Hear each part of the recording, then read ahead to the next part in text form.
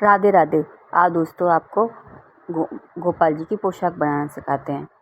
इसके लिए घेर बनाना मैंने आपको पहले ही बता दिया था। एक टेट्रॉन ले लो, गोल काट लो और 2 कपड़े ले लो और जिसको आधा इंची टेट्रॉन से फालतू काट लो। जिसको मेन फ्रंट रखना है उस पर प्रेस करके उसको चिपका लो और दोनों को सिल करके और पलट के मोड़ दो। उसके बाद बीच में होल करके और कट लगा दो सीधा। फिर 2 सीधी पट्टी और एक और भी पट्टी काटनी है। और भी पट्टी तिरछा कपड़ा करके काटी जाती है। सीधी पट्टी इस तरीके से सीधा कपड़ा करके काटी जाती है।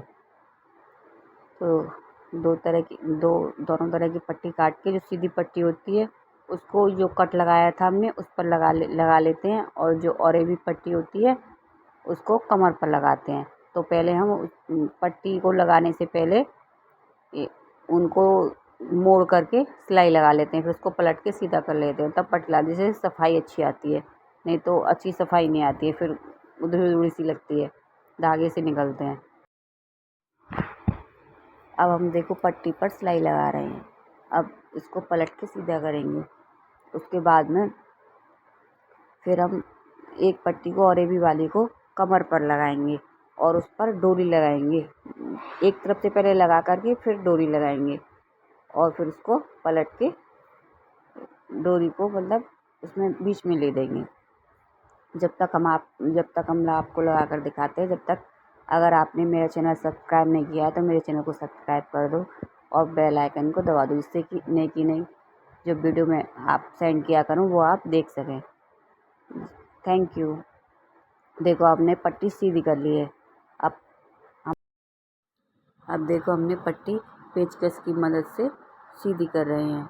इसको किनारों को अच्छे से खोल देते हैं इसी की मदद से और फिर इस पट्टी को हम ये जो खुला हुआ भाग है इस पर लगा देंगे। पहले एक तरफ से लगाएंगे, फिर पलट के दूसरी सिलाई लगाएंगे और इसी तरीके से कमर पर भी लगाएंगे। आपको मेरी वीडियो कैसी लगती है एक बार कमेंट में ज़रूर बताएं। देखिए हमने ये पट्टी लगा दी है। अब दूसरी तरफ भी इसी तरीके से पट्टी लगा देंगे। दोनों तरफ की पट्टी हमारी लग चुकी है। अब जो एक्स्ट्रा जो पार्ट होता है उसको काट देंगे और अब हम और भी वाली जो पट्टी थी उस पर भी इसी तरह से सिलाई लगा के और उसको पलट के सीधा कर लेंगे, जिससे कि धागे वगैरह ना निकले, सफाई आए। अभी हमारी पट्टी पर सिलाई लग गई है। अब हम इसको सीधा करेंगे।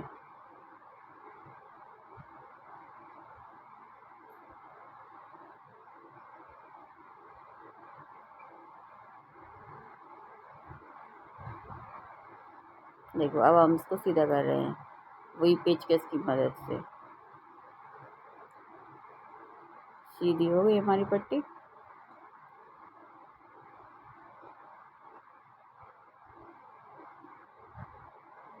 अब इसको इस तरीके से ऊपर की तरफ से सिलाई लगा देंगे।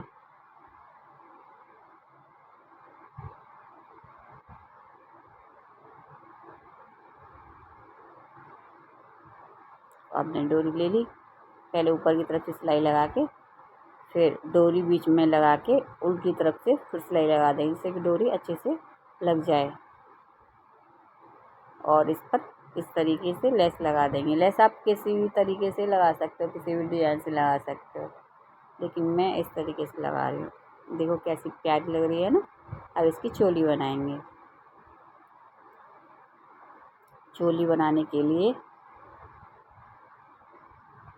हम 2.5 इंची का चौड़ा और 3.5 इंची का लंबा कपड़ा लेंगे।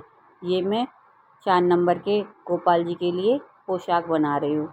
आपके अगर गोपाल जी बड़े हों तो उनका नाप लेकर चोली का उस हिसाब से आप चोली बना सकते हो। उसी हिसाब से आप घेर छोटा बड़ा कर सकते हो, जितने बड़े आपके गोपाल जी हैं उस हिसाब से। मेरे 4 नंबर के गोपाल जी हैं तो मैं अपने 4 नंबर के गोपाल जी के हिसाब से कर रही हूँ।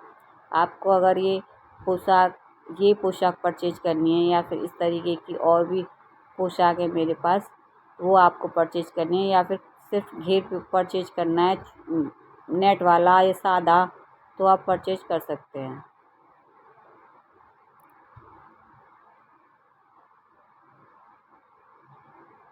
इस तरीके से हमने वो पट्टी जो काटी थी उसको सिलाई लगा के सीधा कर लिया और एक पट्टी ऊपर से लगा करके और इसमें लेस लगा दी। अब इसको पीछे की तरफ से ऐसे टाँके लगा देंगे। मैं हाथ से टाँके लगा रही हूँ क्योंकि पीछे की तरफ फिर दिखाई देंगे इसलिए। अब इसको इस तरीके से ऊपर करके ऐसे गोपाल जी को गर्दन से पेन बांध दो ऊपर, और ये जो डोरी है उसको कमर से बांध दो। अब इस कपड़े में से मैं गोपाल जी का मुकुट बनाऊंगी। मुकुट के लिए 10 इंची लंबा और 3.5 इंची या 4 इंची चौड़ा कपड़ा ले लो और उसको इसी तरीके से पहले सिलाई लगाओ, फिर उसको पलट कर सीधा कर लो और उस पर पूरे में लेस लगा दो। आप इसको स्टोन से भी सजा सकते हो, जिस तरीके के स्टोन से आप सजाना चाहो उस तरीके से सजा सकते हो। ऊपर फ्रिल भी लगा सकते हो, फ्रिल लगा के और उसमें अटैच कर सकते हो। इस तरीके से आपका